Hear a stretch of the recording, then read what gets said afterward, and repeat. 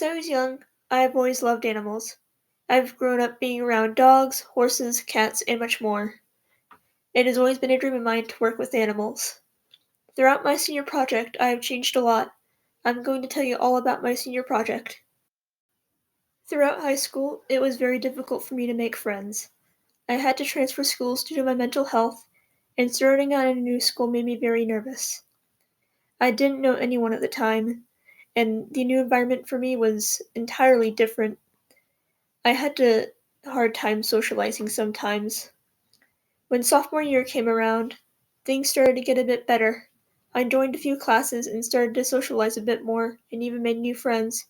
Then COVID hit, and things started to fall down for me a bit. During my junior year, I didn't get to be with my friends very much, and dealing with certain things at the time made my mental health a lot worse. I was in a dark corner for a long time. I didn't know how to get out, but as soon as my school started again, things changed for the better. I had finally been broken free from years of trauma that I had faced with a certain person in my life, and I was finally able to see my friends again, even though some of them had left.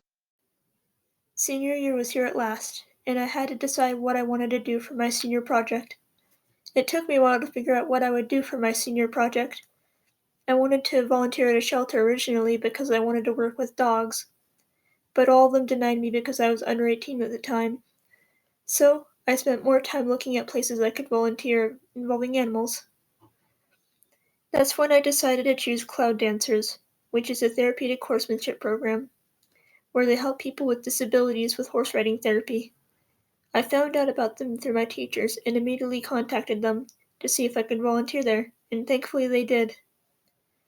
When I started working over there at Cloud Dancers, they had me do a few things before we started training classes. So I did stuff like cleaning around the office and tack rooms and raking leaves. I got to groom and feed the horses for a while as well. Then around January is when I got to start my training classes. It was a little difficult to learn some of the things at first, like learning how to tack the horses and how to lead them. But I started getting the hang of it. I started to help a few people who were riding the horses.